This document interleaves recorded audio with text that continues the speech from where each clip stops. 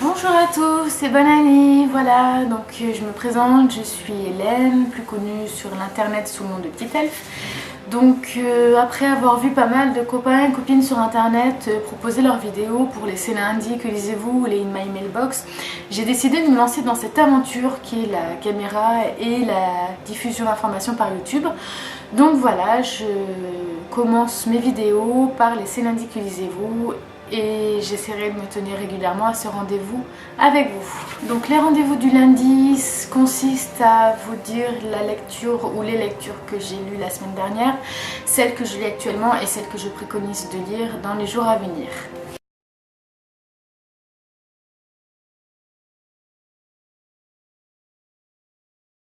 La semaine dernière, j'ai donc lu le tome 6 de l'Assassin Royal, la Reine Solitaire de Robin Hobb.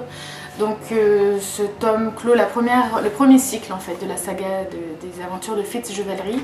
Je vous avoue que j'ai eu les larmes aux yeux en fermant ce livre, c'était vraiment prenant. Les tomes 4, 5 et 6 sont fabuleux. J'ai été transportée dans l'univers des Six Duchés, j'ai été déchirée par ce qui arrive aux personnages de la saga.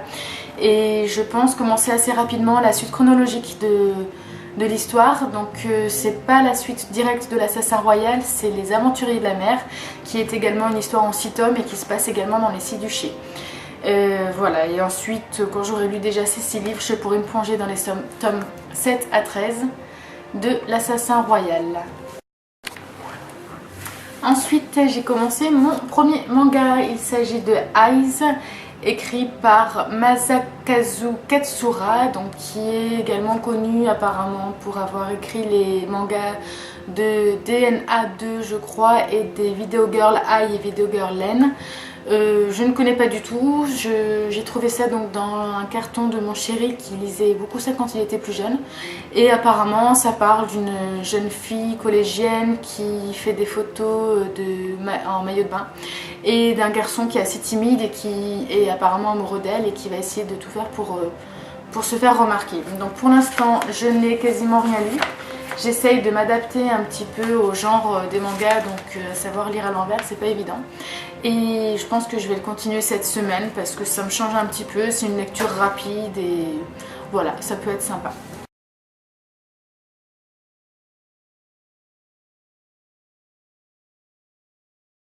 Donc cette semaine, je lis sur ma petite Kindle offerte par mon papa ce week-end pour Noël un titre en VO qui s'intitule Miss Peregrine's Home for Peculiar Children. Donc il s'agit en fait d'une histoire fantastique. C'est un garçon de 16 ans, Jacob, qui était proche de son grand-père, qui celui-ci est décédé, et qui racontait donc à son petit-fils lorsqu'il était enfant qu'il vivait dans un orphelinat où résidaient uniquement des enfants doués de pouvoirs particuliers.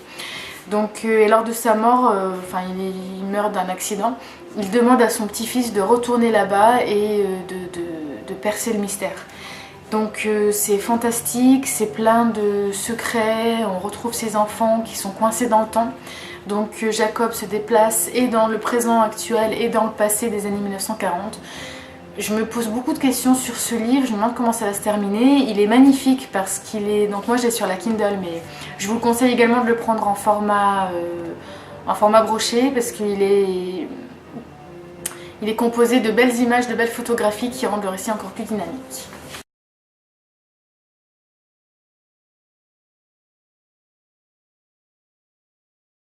Et ensuite, je vais lire le tome 4 de Chasseuse de la nuit, Creuser sa tombe de Janiel Frost, parce que Bones me manque. J'ai hâte de lire la suite. Je sais que le tome 5 sort normalement en février, donc voilà, il faut que je le lise avant la sortie du suivant. Et j'ai commencé à lire, j'ai lu un chapitre, ça a l'air génial. Comme d'habitude, on est toujours plongé dans l'histoire dès les premières pages. Et voilà, et je vous dirai la suite dans ma chronique. Et après ça, j'espère pouvoir lire assez rapidement Non-Stop de Frédéric Mars. Donc Livre Addict propose une lecture commune avec l'auteur le 30 janvier, donc je vais essayer de le lire pour cette date. C'est un gros pavé, apparemment il se dévore. Une fois qu'on est plongé dedans, on peut plus s'arrêter de lire, donc voilà, je pense que ça va bien le faire. Et voilà, le premier rendez-vous du C'est lundi, que lisez-vous est terminé. Je vous souhaite à tous de passer une agréable semaine et je vous dis à la semaine prochaine. Bye bye!